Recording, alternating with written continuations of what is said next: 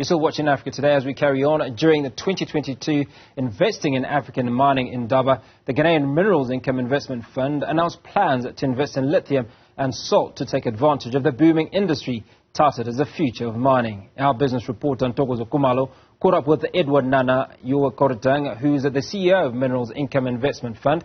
For more on this, let's have a look. Thank you so much for talking to us this afternoon. Could you, as a starting point of our discussion, could you talk us through the plans that were announced at last year's Investing in African Mining, where it was announced that you would be investing in lithium and salt? Could you tell us a little bit about the progress that's been made there?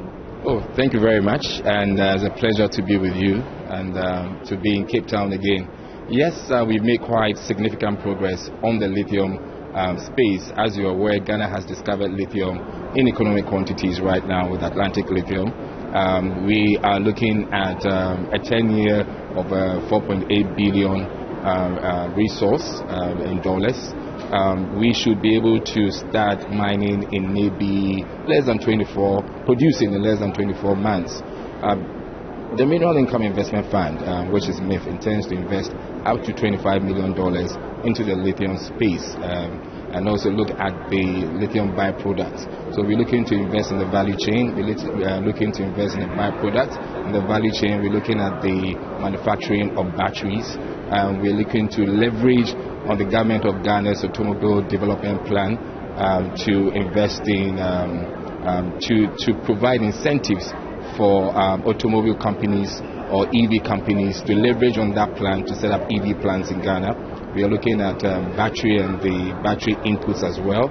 And then most importantly, we're also looking at creating an ecosystem for the byproducts. So if you look at lithium, one of the major byproducts for lithium is feldspar. And feldspar is used to produce ceramics.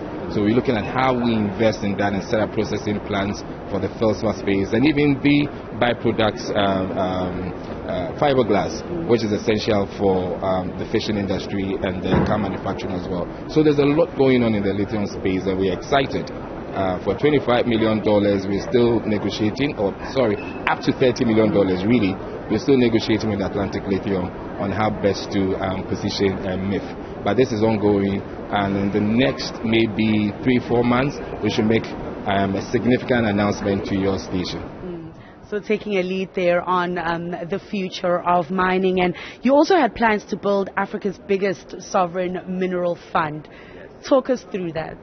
Well, that excites me anytime that topic comes up. At the moment, I'm not too sure whether there's any other country in Africa that has a sovereign mineral wealth fund apart from Ghana. I stand to be corrected. But at the moment, we have built our assets under management from $100 million within the past 12 months to $330 million.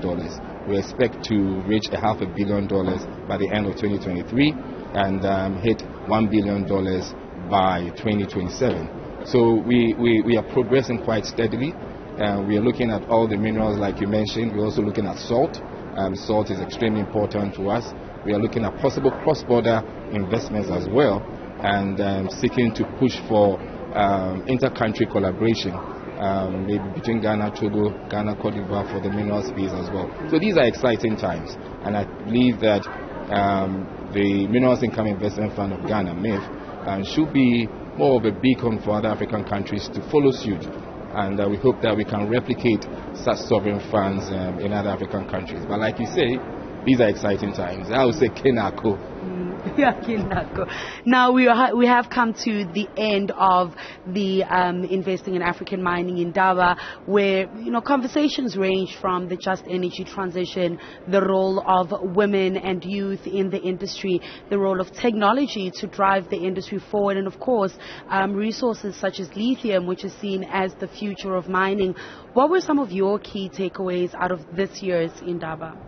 Yeah, wow, quite a number of takeaways. I mean, if you're looking at the lithium space, or what we call the transitional minerals or transformative minerals, I believe that this Indaba sort of made that a central theme, which speaks to the future of mining on the continent. I mean, we're looking at transformative minerals like manganese, cobalt, copper, and lithium, of course, and even salt, where through brine processing we can actually derive lithium from. So it's the Indaba sort of centered on what the future looks like. It's all about green energy.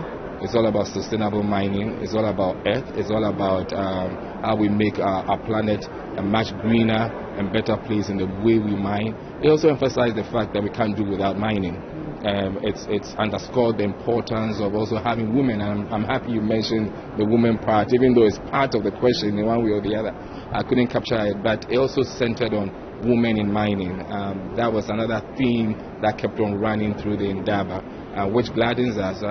For us at MIF, we are pushing what we call Women in Mining Agenda, where we are seeking to support or provide scholarships for women in the mining communities to take on engineering jobs or engineering, degrees or certifications, especially centered towards the green metals. So it's all boils into one, and I was happy that this was captured in the entire Indaba. So women in mining, transformative minerals, the green energy agenda, how do we transfer that into making sure that the communities in these African countries where these metals are coming from now garner much more value than we had in the past, where we just export the mineral resources without processing.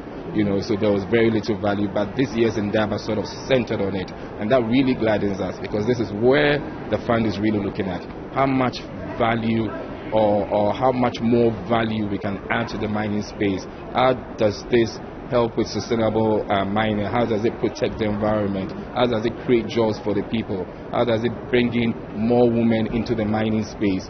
These are all underlying themes that we gathered at Indaba, and that was fantastic.